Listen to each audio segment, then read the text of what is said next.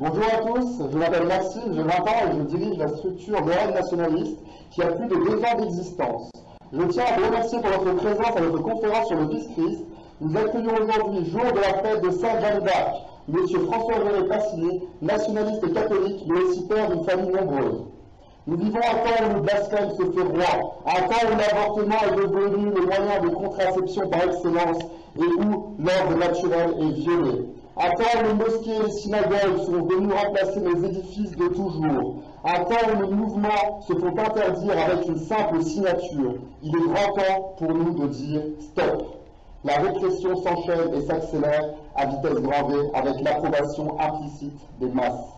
Avec notre ami présent dans la salle, nous avons écopé d'une lourde amende en janvier dernier et de la prison avec sursis pour avoir simplement brandi l'année dernière lors de la Gay Pride de Nancy une banderole rappelant la juste doctrine de l'Église pour l'âme des Sélénites.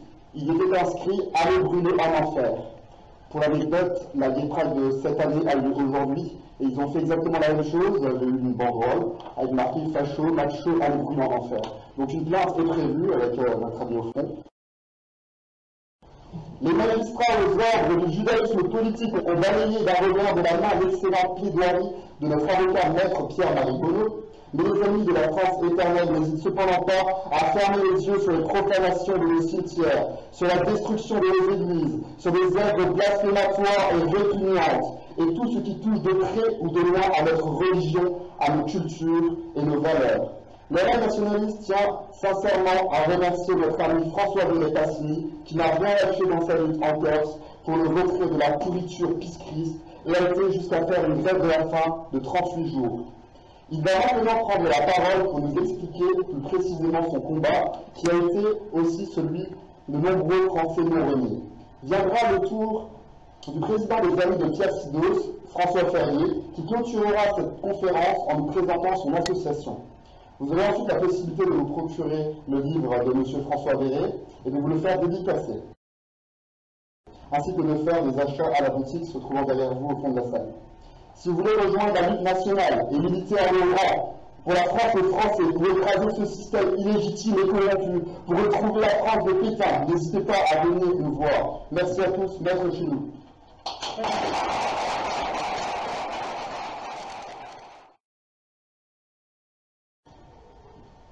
Bien, bonjour à tous, donc je suis François Véret, Passini dans le nom de ma mère, mais quand on fait une action en Corse, quand on fait quelque chose en Corse, il vaut mieux avoir un nom corse, ça passe mieux, et d'ailleurs c'était même indispensable. L'action que nous avons menée, Peace-Christ Fora, alors le nom, Peace-Christ c'est le nom d'une photographie blasphématoire, sur laquelle nous reviendrons, et Fora veut dire dehors en Corse, donc c'était enjoindre l'ordre de quitter l'île. Alors d'abord, je voudrais remercier vivement la section Lorraine nationaliste, Maxime, qui est ici, pour son invitation, en le félicitant au passage pour l'organisation de cette réunion. J'ai eu l'occasion d'en faire plusieurs, et je dois dire vraiment qu'il a organisé ça de manière très carrée. Et pour toutes les annonces qu'il en a faites, par le voie de tracts, j'ai compté 1000 tracts de distribués, 1000 tracts distribués. Alors peut-être qu'il est, ou vous êtes ceux qui ont participé à cette distribution, un peu déçus du résultat, mais il ne faut pas se faire d'illusions, on est à un créneau du combat où on ne sera jamais très nombreux. On sera toujours cette petite élite qui va entraîner une masse de gens qui ont toujours besoin de beaucoup réfléchir avant de prendre parti hardiment, comme disait le maréchal. Ensuite, je dois dire aussi que j'étais sensible à l'invitation de Maxime, aujourd'hui particulièrement, comme il l'a souligné, le 30 mai, qui est le jour de la fête de Sainte Jeanne d'Arc. Et je trouve que là encore un clin d'œil à la Providence, il y en a eu beaucoup pendant toute notre action, et là encore c'est un clin d'œil de me faire venir en Lorraine le jour de la Sainte Jeanne d'Arc. Sainte Jeanne d'Arc, justement, pour parler de ce combat pour l'honneur de Jésus-Christ, le jour de l'anniversaire de sa mort, de son martyre, de son entrée au ciel, de sa victoire donc. Sa mort dans les conditions atroces que nous connaissons et qui l'impressionnait elle-même, puisque elle-même disait « je préférerais être décapité 7 fois plutôt que brûlé ». Et quand elle a été brûlée, on a pu considérer que c'était une victoire pour les Anglais. Ça paraissait une victoire pour les Anglais et leurs alliés bourguignons. En réalité, ce fut leur défaite et celle, à terme, de tous les ennemis de la France. Car cette mort sacrificielle constitue, après le sacre de Reims et les victoires militaires acquises, le fondement même de notre foi nationaliste. Celle-là même qui a réuni des générations de Français en son nom, parfois derrière leur gouvernement, quand ces gouvernements étaient encore patriotes, ou même tout simplement avec fidélité, comme nous l'avons fait le 10 mai dernier à Paris, avec nos organisations nationalistes. Et comme le font aujourd'hui nos amis cariatides à Lyon. Alors c'est une foi nationaliste. Et oui, c'est nationaliste parce que, aussi surprenant que cela puisse paraître, le Dieu des armées, le Dieu de miséricorde universelle, a pris parti pour la France contre les Anglais. Méditerez comme vous voudrez, c'est assez étonnant d'un Dieu qui est le même pour tous. Il a pris parti, en l'occurrence, en cette circonstance, avec Sainte Jeanne d'Arc, pour la France contre les Anglais. C'est une foi nationaliste parce que nous croyons à la véracité de toute cette extraordinaire histoire épopée de Sainte Jeanne d'Arc. Parce que nous, les nationalistes, nous ne nous payons pas d'idéologie ou de vertus factices, même si elles sont panthéonisées, mais on se paye de réalité. À ce sujet, toujours, je voudrais souligner une chose que j'ai observée, et que vous avez peut-être observé aussi. Régulièrement, nous avons un pseudo-historien qui pond un livre sur Sainte Jeanne d'Arc, et qui met en doute l'histoire de Sainte Jeanne d'Arc. Mais je remarque que ce n'est jamais le fait qu'elle ait été générale en chef qui le remet en cause, c'est le fait qu'elle ait été martyre. À chaque fois, on prend un livre, on nous dit on ne sait pas si elle a véritablement brûlé sur le bûcher, on a mis une autre personne qu'elle à sa place. Enfin, on veut contester le fait qu'elle ait été martyre.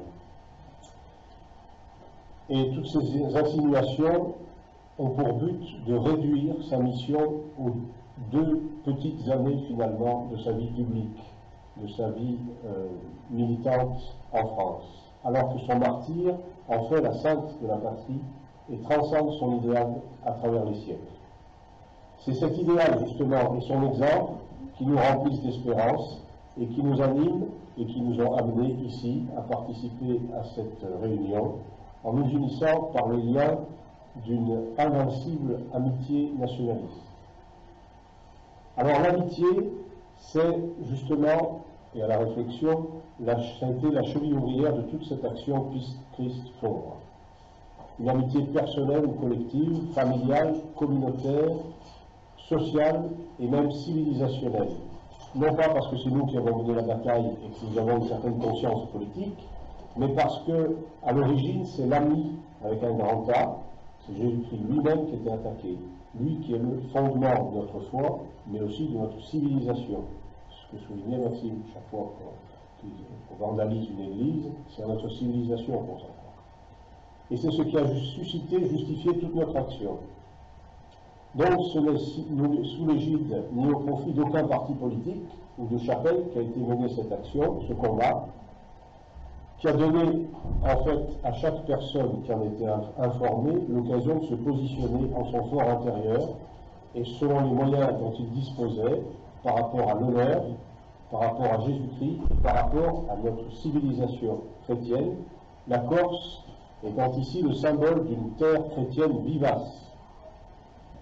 Il faut savoir par exemple que pendant notre action en septembre dernier, l'évêque d'Ajaccio reconsacrait la Corse à la Vierge Marie, reine de Corse.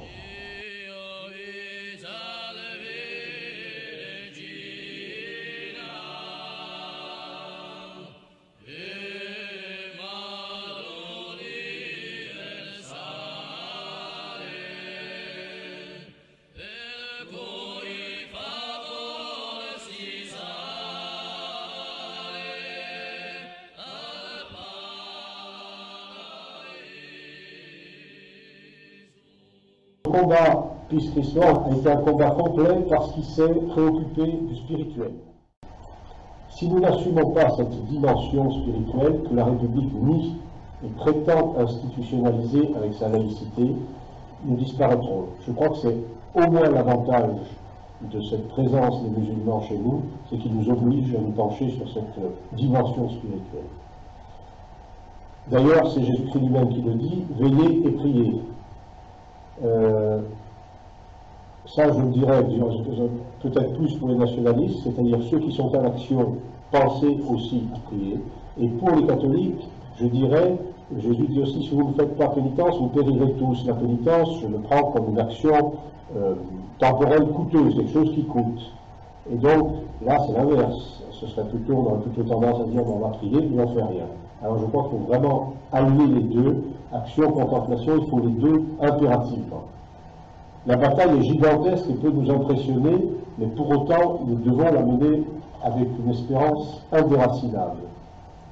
Cette espérance qui est toute résumée dans la formule que nous citons souvent et célèbre de Sainte Jeanne d'Arc. En mon Dieu, les hommes batailleront et Dieu donnera la victoire. Elle l'a magnifiquement illustrée, avec une efficacité incontestable. Et ce, malgré, comme nous l'avons dit tout à l'heure, cet apparent échec que fut sa condamnation et sa mort. Eh bien, cette espérance, c'est le grand fruit que moi, personnellement, j'ai retiré de toute notre action à Ajaccio. Qu'à cette occasion, la Providence soit servie d'éléments, aussi pauvres éléments disparates qu'on était, doit vraiment nous convaincre que la victoire finale, on va pouvoir l'obtenir par la pratique de la charité en des combats généreux pour nous rendre définitivement insensibles au découragement, plein de cette espérance, donc, qui fait de nous la jeunesse du monde, comme disait le chef vendéen Charette, cette jeunesse qui est un état d'esprit que certains auront toujours et que d'autres n'auront jamais. Voilà donc tout ce dont j'ai voulu témoigner à travers cette conférence, à travers ce livre, et c'est cet enthousiasme que je vous souhaite pour, vraiment du fond du cœur pour mener toutes ces batailles qui nous attendent.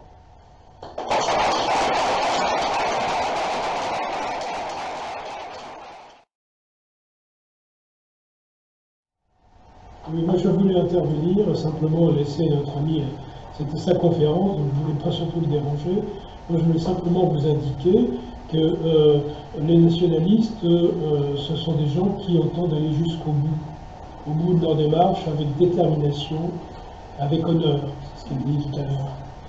Et pourquoi j'interviens? Parce que nous avons, vous savez que les nationalistes ont été dissous par M. Valls, au mois de juillet 2013, et on lui a dit, Monsieur Valls, vous êtes un nouveau Français, dans les années 80, c'est pas un monsieur très ancien chez nous, et vous imaginez, il a eu la fierté de dire, en plus dans l'université d'été du Parti Socialiste, qu'il avait dissous les nationalistes. Et nous, on lui a répondu, la seule façon de dissoudre les nationalistes, c'est de les dissoudre dans l'acide. Donc vous n'y êtes pas du tout. Et jamais vous pourrez dissoudre les nationalistes. Et à la demande d'Ivan Benedetti, qui est le patron des nationalistes en France, il m'a demandé de prendre la présidence d'une association qui s'intitule, et vous verrez, il y a des formulaires sur la table de presse qui se trouve derrière, de monter une association, l'association des Amis de Pierre Sidos. Car il faut savoir que c'est Pierre Sidos, à travers sa famille, à travers tout ce qu'il a fait, et vous le reverrez d'ailleurs dans le document qui joint le bulletin d'adhésion, que Pierre Sidos est à la pointe du combat des nationalistes en France. Et donc, l'association des Amis de Pierre Sidos, elle a pour but de faire connaître bien sûr la vie de Pierre Sidos et ses actions nationalistes, qui sont très conséquentes, surtout pour ceux qui ne les connaissent pas, et puis surtout de mettre en place une disposition à travers des conférences, à travers des publications, et donc cette association va être amenée à mettre en place des conférences pour faire connaître les actions des nationalistes et aussi les actions de Pierre Sidos. Donc vous entendrez parler de nous, parler des nationalistes, d'une façon différente, comme vous entendez parler des nationalistes à travers les cariatines, à travers toutes les associations qui ont été mises en place jusqu'à maintenant et d'autres qui vont se mettre en place, puisqu'on ne va pas s'arrêter là, et on va bien démontrer au pouvoir en place, à la République laïque que nous, nationalistes, nous entendons, je dirais, défendre notre identité bimillénaire, hein, parce que on vient pas de, on n'arrive pas d'Espagne comme Monsieur Valls ou comme la maire de, comment s'appelle, de Paris, Madame Hidalgo. Hein, donc nous, on est français, on est fiers de l'être, on a une religion. C'est une religion, je dirais, qui s'exprime à travers 36 000 clochers au niveau de la France. Et ça, cette chose-là, il faut absolument, je dirais, la montrer, la démontrer et faire en sorte que nos adversaires ne puissent pas, je dirais, mettre en œuvre cette volonté de détruire notre identité. Donc les nationalistes, ce sont des gens qui entendent maintenir leur identité